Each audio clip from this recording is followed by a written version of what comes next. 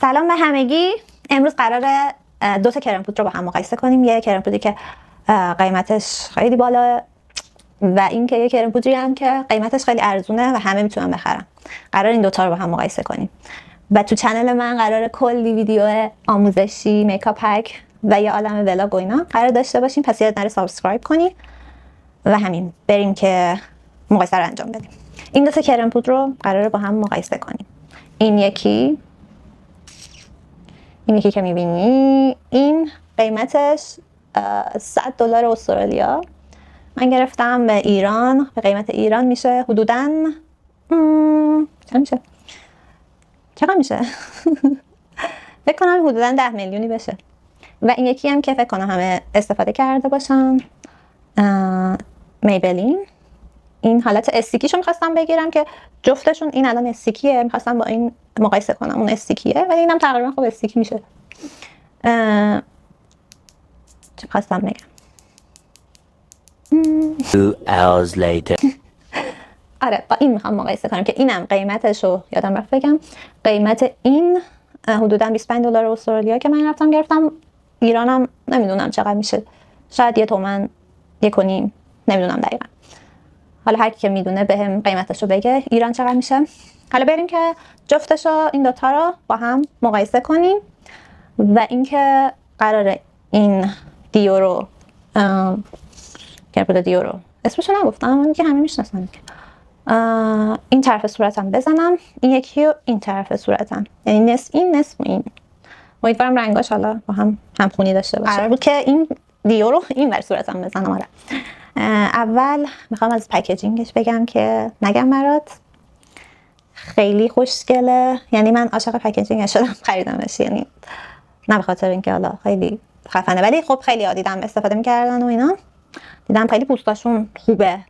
نمیدونم گفتم منم دلم میخواد. بعد دیگه هیچی.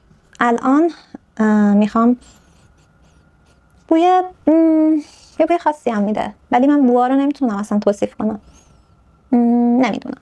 ولی خب بریم که امتحانش کنیم.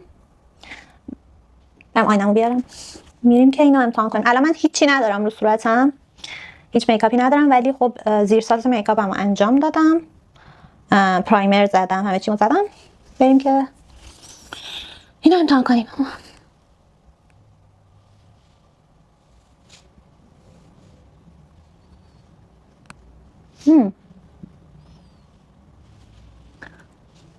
خیلی کرمیه، یعنی نمیدونم، من پوستم یه مقدار چربه، نمیدونم حالا علامه پوست من اوکیه یا نه. حالت کرمی داره، اینجوری مثل کره صورت قشنگ آب میشه. آب میشه، خیلی خوبه. حالا برم اینو بلندش کنم، بعد بیام بهت بگم که خوب بلند میشه یا چجوریه. یعنی ارزششو داره اینو حالا $100 بدی یا 10 میلیون بدی اینو بگیری. خب برشمونو یک مقدار نمدار میکنیم بس دیگه. خب این مقدار نمدار کردم براشو، تاپ. اول با براش فیدش میکنیم. او مای گاد چه کاوری داره، یعنی کاورش خدا وکیلی 100 تومن میدم. واقعا کاورش خوبه به نظر من، که تا اینجا که پسندیدم. یه خط باید میکشیدم بین صورتم. آره next time. الان یادم رفت ولی سعی میکنم به اون وقت اصابت نکنه.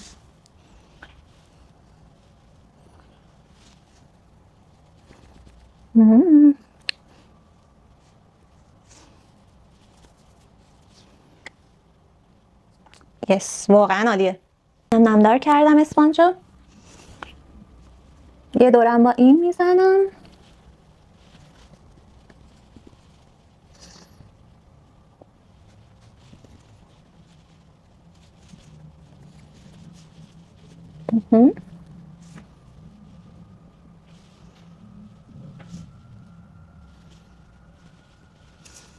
اصلا خدایی عالیه. نه اونجوری هم چرب نیست، یه لحظه بگم چربه، ولی خیلی اینجوری گلوی، خیلی براق، خیلی اصلا پوست رو اینجوری شاداب میکنه. خیلی هم کاورش خوبه. یا نزدیک، آره نزدیکم ببینید، عالیه. خب بریم این میبلین رو حالا بزنیم به این طرف. این اپلیکاتورش این شکلیه، مثلا کانسیلرش. من خوشم نمیاد از این اپلیکاتور این شکلی، نمیدونم، من دوست ندارم. بعد یه مدت یه جوری میشه، آدم حس بدی داره. بعد اینجوری بعد بچرخونی 6 سال بعد تا ازش در بیاد. چرا نمیاد؟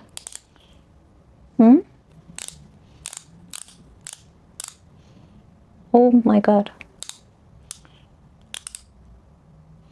اینا چی ازش در اومد؟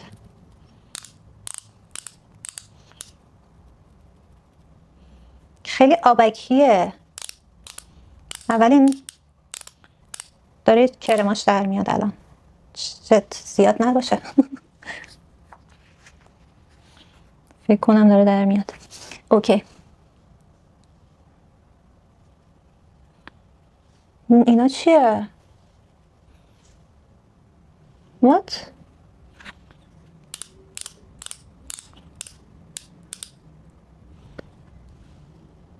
چرا خیسه؟ نمیدونم.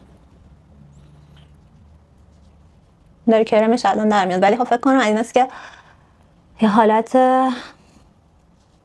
خیس داره. نمیدونم من خوشم بیاد یا نه.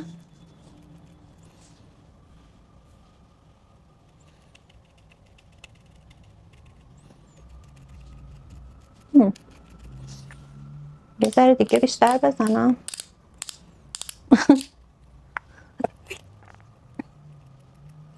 نمیدونم بافتش رو ببین چجوری، اصلا نمیدونم اینجا معلومه یا نه.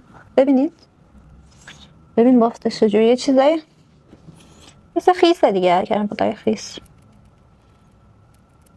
یه ذره اینجا الان داره کرم میده، ولی کل صورتم خیس شد. خب الان باز با براش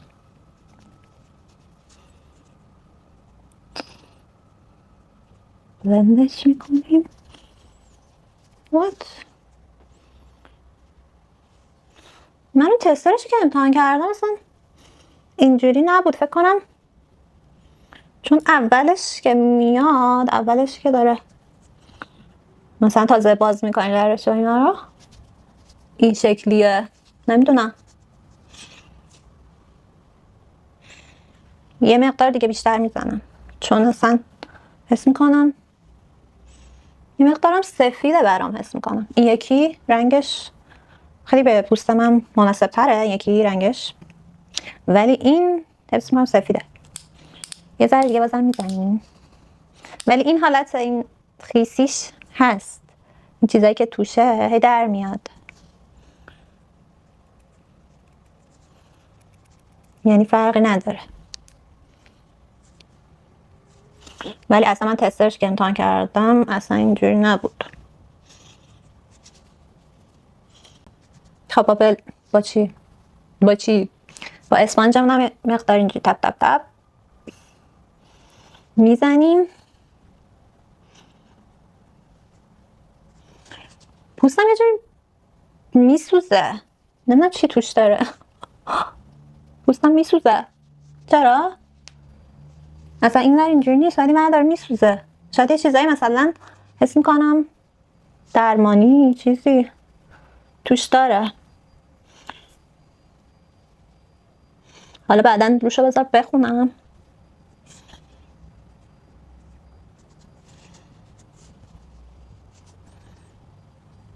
خب حالا اینم بلند کردم، مقایسه کنیم. این سمت هم خب کاورش رو به پایینه، میدیمه، رو به پایینه، کاور اونجوری نداره که بگی خیلی کاور میکنه، ولی این سمت کاور بالا.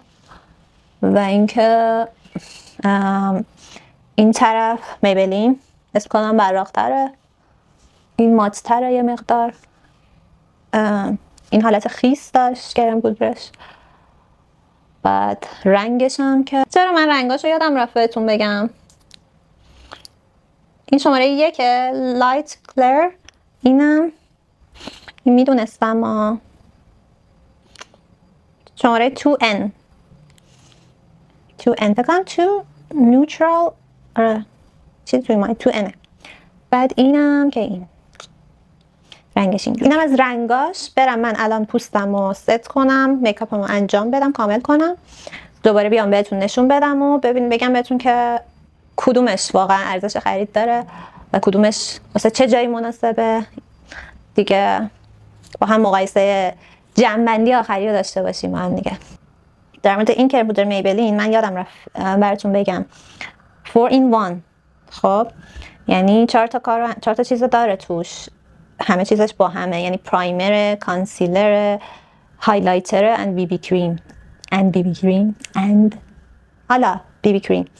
اینا همه با هم 4 تا چیز توی چیز. آره اینجوریه. اینو من الان بهش دقت کردم، این چیزم داره. خب من رفتم میکاپمو کامل کردم، میکاپ بیسمو کامل کردم، پوستمو ست کردم و اومدم برای شما برای نقد پایانی این دوتا مقایسه کرم پودر، یعنی مقایسه این دوتا کرم پودر. چرا ادبیات واقعا معلم ادبیاتم نمیدونم کی بوده. و در کل باید بگم که جفتش که عالی بود، ولی خودتون نگاه کنید. این طرفم کرم پودر میبلین، این طرف کرم پودر میبلین و این طرف کرم پودر دیور. به نظر من جفتشون خیلی خوب بودن، عالی بودن. ولی خب این کرم پودر دیور کلا بذار نشونتون بدم کرم پودر دیور رو من ترجیح میدم که برای مثلا جای خاصی میخوای بری، قراری داری یا اینکه مهمونی میخوای بری، جای خاصی میخوای بری، من پیشنهادم اینه. چون خب قیمتش هم بالاتره، خب هر روز نمیتونی از این استفاده کنی و کاورش هم خیلی بالاه. به نظر من برای مصرف روزانه مناسب نیست، ولی میبلین حس میکنم که مناسب تر باشه برای مصرف روزانه و اینکه نظر من اوکیه برای مصرف روزانه. خیلی سبکه، اصلا حسش نمی‌کنم خیلی سبکه، ولی این طرف یه مقداری مثلا اینم سبکه، ولی خب حس می‌کنم این طرف صورتمو واقعا حس نمی‌کنم که کرم پودر داره. خیلی عالی بود برای مصرف روزانه بازم. و اینکه یک کوچولو من این حالت این که خیسه و اینا رو خوشم نیومد و اینکه صورت رو اولش میسوزونه، چون یه چیزایی هم توش داره نوشته انتی ایج و اینکه فکر کنم خوب باشه. اینم از مقایسه این دوتا کرم بود. اگه از این ویدیو خوشتون اومد و از مقایسه اینجور چیزا خوشتون میاد، لطفاً چنل منو حمایت کنید، سابسکرایب کنید و اینکه بهم بگین ویدیو بعدی چی باشه، مقایسه چی باشه، یا کلا به من ایده هم بدین. خیلی ممنون که نگاه کردین، دوستتون دارم. فعلا خداحافظ تا ویدیو بعدی.